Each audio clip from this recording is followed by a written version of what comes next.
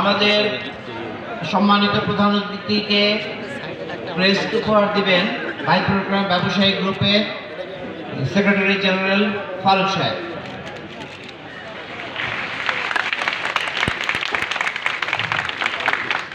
ধন্যবাদ।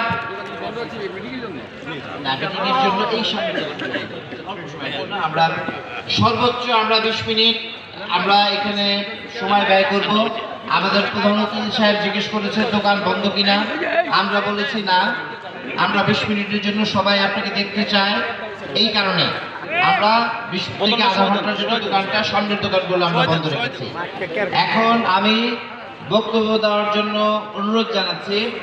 আমাদের 3 জন বক্তব্য দিবে, আমি কিছু কথা বলার চেষ্টা করব, যদি আমি বলতে পারি না তো স্টেডিয়াম মার্কেট থেকে একটু বক্তব্য দিবেন আপনারা, কেউ আছেন? আচ্ছা, আব্বাস সাহেব যদিও সবসময় বক্তব্য দেয়, এরপরও আপনি যেহেতু এই আমাদের আয়োজক কমিটির সাথে আছেন, সেহেতু আপনার যদি বক্তব্য না দেন আপনার বিষয়টা অসম্পূর্ণ থাকবে। এই জন্য আমি আমাদের সবার প্রিয়, যিনি আমাদের সবসময় সহযোগিতা করেন, তাকে আমি তার সংক্ষিপ্ত বক্তব্য প্রদানের জন্য আমি অনুরোধ জানাচ্ছি। বিসমিল্লাহির রহমানির রহিম। আজকে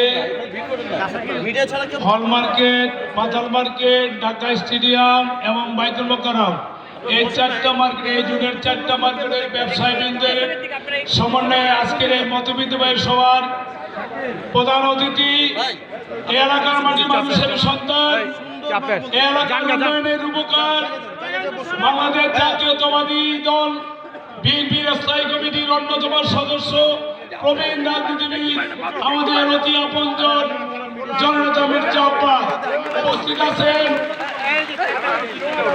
যুবদল কেন্দ্রীয় সংসদের সম্মানিত সাবেক সহসভাপতি ইউসুফ জলিল কালু উপস্থিত আছেন। ঢাকা মহানগর দক্ষিণ যুবদলের আইকন যুবনেতা খন্দকার আনাম উপস্থিত আছেন।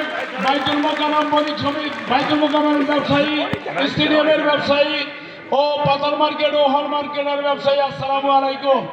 প্রিয় ভাইয়েরা, আমি জানি আপনারা প্রত্যেকে এলাকার ভোটার এবং আপনাদের কাছে অনেক ক্রেতা আসে, যাদের আপনারা মির্জা আব্বাসের উন্নয়নের কথা, মির্জা আব্বাসের এই এলাকায় যদি উন্নয়ন করে থাকেন, মির্জা পরিবার করছেন। মির্জা পরিবারের মির্জা আব্বাস কমিশনার ছিলেন, তার ছোট ভাই কমিশনার ছিলেন, তার চাচা মান্নান সাহেব বিডি মেম্বার ছিলেন। মির্জা আব্বাসের এই এলাকার প্রত্যেকটা মানুষ ছিলেন। মির্জা আব্বাসের এলাকার প্রত্যেকটা গলি গলিতে তার পায়ের স্পর্শ আছে।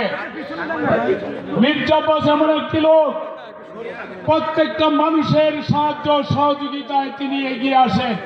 অসুস্থ ব্যক্তিকে সুস্থ করার জন্য তিনি আপ্রাণ চেষ্টা করেন এবং ইতিমধ্যে আপনারা জানেন যিনি উনার শুক্রবারে উনার বাসায় লাইন ধরে, কারণ কেউ শারীরিক সমস্যা, বিয়ে শাদী দিতে পারে না, এই জন্য আমরা কাছে পাই, আমাদের এলাকাবাসী কাছে পাই, উনার কাছে যায়। উনি যতটুকু পারেন উনি সর্বাত্মক সহযোগিতা করে এই এলাকার মানুষকে আগলিয়ে রেখেছেন। প্রিয় ভাইয়েরা, আরেকটি দলের লোক এখানে দাঁড়াইছে, নাবালক।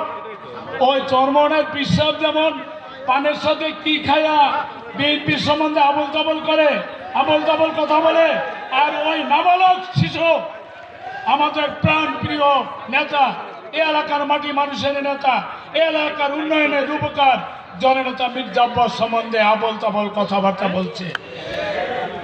আমি মনে করি উনি শিশু, যার জন্য কথা বলছে। মির্জা আব্বাসের কর্মীদের ধৈর্য আছে। মির্জা আব্বাসের কর্মীরা ইচ্ছা করলে আপনাকে এই কথা থেকে বিরত রাখতে পারে, কিন্তু মির্জা আব্বাসের কর্মীরা এত বোকা না, আপনার গায়ে হাত দিবে। বা আপনি এলাকায় নির্বাচন করেন, মির্জা আব্বাসের সাথে ইতিমধ্যে ওই জামাতের আব্বাস আলী খান নির্বাচন করছে, জামানত বাজেয়াপ্ত হয়ে গেছে। ওই পর্দু সাহেব নির্বাচন করছেন, মির্জা আব্বাসের সাথে পারে নাই, কারণ মির্জা পরিবার, মির্জা আব্বাস এলাকায় প্রত্যেকটা মানুষকে চিনে, মির্জা আব্বাস চিনে, মির্জা আব্বাস তাদের চিনে, যার জন্য আমরা এলাকার নেতাকর্মী কতজন 5,000 আছি, 5,000 নেতাকর্মী আছি, কিন্তু এলাকার প্রত্যেকটা মানুষ মির্জা আব্বাসকে ভালোবাসে। 50,000 ভোটার আছে, 50,000 ভোটারই মির্জা আব্বাসকে ভালোবাসে। বিধায় আগামী 12 তারিখে প্রমাণ করে দিবে মির্জা আব্বাসের বিকল্প মির্জা আব্বাস। এবং আপনারা এইখান থেকে বাসায় গিয়ে প্রথম পরিবারকে বুঝাবেন মির্জা আব্বাসের উন্নয়নের কথা, মির্জা আব্বাসকে ভোট দেওয়ার কথা, তারপর আশেপাশের মানুষকে বুঝাবেন, ডেলি 1 জনে 10 জন করে বুঝাবেন। তাহলে আমাদের কাঙ্ক্ষিত লক্ষ্যে আমরা পৌঁছতে পারবো এবং মির্জা আব্বাসকে এলাকার মন্ত্রী এমপি বানাতে পারবো। আপনাদের উন্নয়ন করবে ইনশাআল্লাহ।